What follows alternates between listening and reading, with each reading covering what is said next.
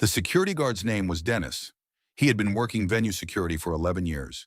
He had pulled crowd surfers off stages, escorted drunk musicians out of dressing rooms, and once physically separated two members of a band who were trying to strangle each other in front of 2,000 people. He had seen everything a rock and roll crowd could produce. He thought he was unshakable. He was wrong. But we'll get to Dennis later. It was the fall of 1993. Nirvana had spent 2 years living inside a machine none of them had designed, and none of them knew how to stop. Nevermind had done something to the culture that the culture was still trying to metabolize. The band had gone from playing clubs where the bartender outnumbered the audience to filling arenas that felt, at least to Kurt Cobain, like a slow and elaborate form of suffocation. They were in the middle of a run of mid-sized theater shows, a deliberate step back from the arenas. Smaller rooms, closer crowds. The kind of venue where you could still see individual faces from the stage. The theater held maybe 800 people. Old wood and red velvet and sight lines that made everyone feel close even from the back. Kurt had approved this venue himself. He pointed to it on the itinerary and said quietly that it felt right. He said very little else in the days leading up to the show. Backstage, 2 hours before doors opened, the room had that specific organized anxiety that looks like disorder to outsiders, but follows its own logic. Chris Novoselic was on the couch doing a phone interview. Dave Grohl was in the corner with a snare and a pair of sticks working something out. Kurt was sitting alone near the back wall with a cup of coffee he hadn't touched. He was wearing a green cardigan over a faded t-shirt. His hair was unwashed, hanging across his face. He had a notebook open on his knee but wasn't writing in it. He was staring at the middle distance, past the catering table, past the road cases, past the tangle of cables on the floor. He was there, and he wasn't there. That was how people who knew him would describe it later. Dennis was outside the dressing room door. His job was simple. Control access, keep the flow moving, make sure no one who shouldn't be backstage ended up backstage. He checked laminates, redirected crew, turned away a journalist with the wrong kind of pass. The show, from Dennis's vantage point, was running clean. That was about to change. By 7:30, the theater was full. That specific density of a sold-out room where the air itself seems pressurized. The crowd was the particular mix that Nirvana shows had produced since Nevermind. People who'd followed the band since Bleach, standing alongside people who'd discovered them 6 months ago. Both groups pressing toward the stage for different reasons, both equally certain they understood something the other didn't. She was near the front. Her name wasn't something anyone would learn until later.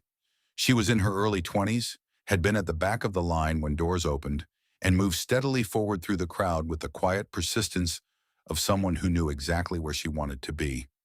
By the time the lights went down, she was maybe 15 feet from the stage, close enough to feel the bass frequencies in her chest before a single note was played. She wasn't planning anything. That's important to understand. There was no plan. Plans belong to a different category of human experience than what happened next. Nirvana took the stage without ceremony. No elaborate introduction, no pyrotechnic entrance. The house lights went down, the stage lights came up, and the three of them walked out and picked up their instruments the way you pick up something you've been carrying for a long time, without ceremony, because the weight is just part of how you move through the world. Kurt stepped to the microphone. He didn't say anything. He pushed his hair back and looked out at the crowd with an expression that wasn't quite readable. Not hostility, not warmth, something more complicated than either. Then he turned back to his guitar, counted off, and they played. The first 3 songs hit like physical impacts. The room responded completely, the crowd moving as a single organism, individual consciousness suspended in the collective roar. Dennis scanned from his position stage right with automatic vigilance. He saw what he always saw. Bodies in various states of transport, a few crowd surfers moving unsteadily above the mass. He didn't see her yet. The 4th song changed the temperature. It was slower, built around a guitar line with a particular quality of ache. Something that reached into the chest and applied pressure from the inside. Kurt sang it the way he sang the songs that came from somewhere specific. Not performing it, not projecting it, but addressing it more intimately, as if the microphone had disappeared and he was singing to no one in particular. Quality of ache, something that reached into the chest and applied pressure from the inside. Kurt sang it the way he sang the songs that came from somewhere specific, not performing it, not projecting it, but addressing it more intimately, as if the microphone had disappeared and he was singing to no one in particular and everyone at once. The crowd differentiated. People found their own relationship to the song. Some stood very still, some swayed. She felt it as a kind of loosening. That was the word she would use later in the parking lot after the show, her voice still hoarse and her hands not quite steady. A loosening. Something held very tight for a long time, suddenly not being held tight anymore. She couldn't name what it was or trace where it came from. She only knew that the song was doing something to her she hadn't been prepared for, reaching into a place she kept carefully sealed, and that standing still at a distance of 15 feet felt suddenly, entirely wrong. She started moving forward. The crowd was dense, but there were gaps. She found them the way water finds them. The people around her shifted unconsciously, and she moved through the spaces they left, and the stage got closer, and the music got louder, and the thing loosening in her chest got larger.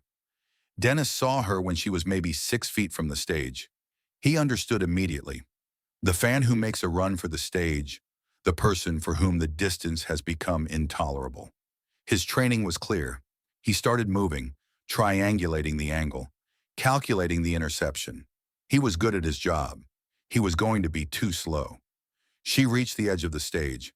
People standing near her would describe it differently. Some said she pulled herself up cleanly. Others said it was a scramble. Others said it happened so fast they weren't sure they'd seen it until she was already up there.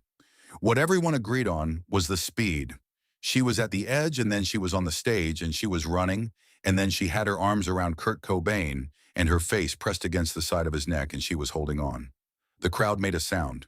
Not quite a cheer, not quite a gasp. Something between those things.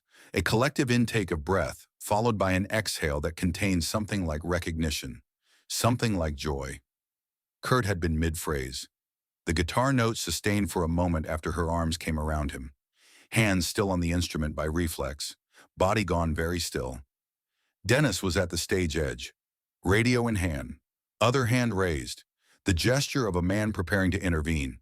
He stopped, because Kurt Cobain had not moved to push her away, had not stepped back, had not looked toward the wings with the expression that means, "Get this person away from me now." He had done none of those things. Kurt Cobain stood at the microphone with his arms around a stranger, and he stood there, and he let her hold on. The guitar note decayed into silence. Chris had stopped playing. Dave's sticks rested on the snare, not hitting anything. The band had gone quiet without anyone saying a word, responding to whatever was happening at the microphone with an instinct that was both musical and human. The room was very quiet. 800 people who had been making enormous noise made no noise at all. Not gradually, all at once. A switch thrown, a collective decision no single person made, but everyone participated in. She was crying. You couldn't hear it from more than a few feet away, but the people closest to the stage could see her shoulders moving. She wasn't saying anything. She was just holding on, the way you hold on to something when holding on is the only thing that makes sense. Kurt said something. Too quiet for the microphone to catch, meant only for her. Whatever it was, she nodded slightly. He said something else. She loosened her arms. He stepped back. He looked at her. She looked at him. There was something in that look the people close enough to see it would spend years trying to describe. Not a look between a performer and a fan. Something more like recognition between two people who had found in each other a thing that had nothing to do with fame or stages or the machinery around them. He turned to Dennis. Dennis was still at the stage edge, hands still raised, radio still in hand, a man trained to respond who had found that none of his training applied. Kurt made a small gesture. Not aggressive, not urgent. The kind of gesture that says, "It's okay, I have it." Dennis lowered his hand. The crowd exhaled. Kurt adjusted the microphone. He looked at Chris. He looked at Dave. He counted off. They played. The rest of the show happened. Songs were played. The crowd responded the way crowds respond. The machine of the performance moved through its paces, but something had shifted in the room that couldn't be unshifted. The temperature was different. The distance between the stage and the crowd was different. Not physically, but in some other way. That's harder to name. The room had witnessed something that had no category, something that had broken the fourth wall of the performance in a way that made the performance itself feel more real rather than less. She was escorted off quietly before the next song and went back into the crowd without incident. Dennis kept one eye on her for the rest of the set, more from habit than from any sense she required watching.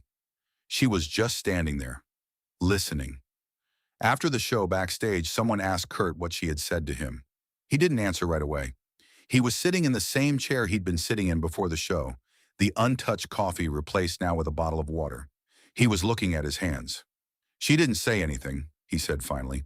She just needed to hold on to something. He picked up the water bottle. I understood that, he said. He didn't say anything else about it. Dennis went home that night and told his wife what had happened. He sat at the kitchen table and described it.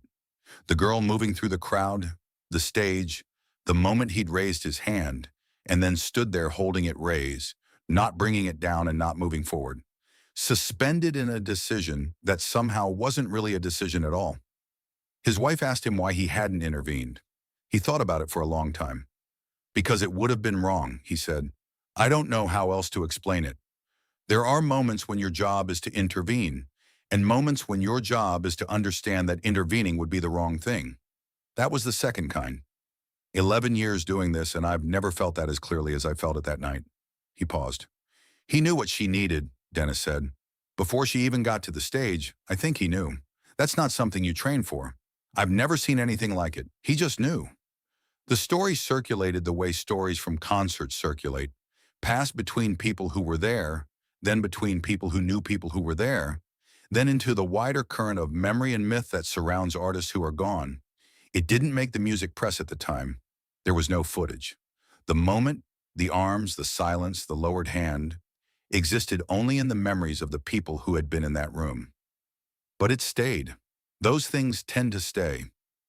Years later, people who had been at that theater show would occasionally find each other, and they would talk about that night. The songs were good, they would say. The set was good. But that moment, did you see that moment? They always said it the same way, with a kind of quiet that matched the quiet of the room. Dennis was asked about it in an interview years after he retired. The interviewer asked if there was a moment that had stayed with him differently than the others. He didn't hesitate. Nirvana, a theater, fall of '93. Girl got on stage, hugged him. He paused. I had my hand up. He looked at me and made this gesture, just a small thing, and I put my hand down. I have never been more certain of anything, that what was happening on that stage needed to be allowed to happen. The interviewer asked if he had seen Kurt perform again after that night. No, Dennis said. He died a few months later. He looked out the window. He had a way of making you understand things without saying them. He did it with songs. He did it that night with just a look and a gesture. I don't know what you call that except real, and some people have it and most people don't. The show ended the way shows end. The last note dissolved into feedback, then into silence.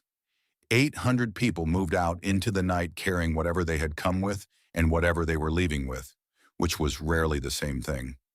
Kurt was back in the dressing room before the applause fully stopped. He had picked up his notebook, the one from before the show, the one he hadn't been writing in. He was writing in it now. No one asked him what. Outside, she was somewhere in the crowd, moving toward whatever came next. He was in the dressing room with his notebook. They would not cross paths again. But something had passed between them in those 30 seconds of silence at the microphone. Something that required no explanation and resisted every attempt to provide one. Some things are like that. Some moments refuse to close. He had a way of making you understand things without saying them. Dennis, Venue Security, 1993.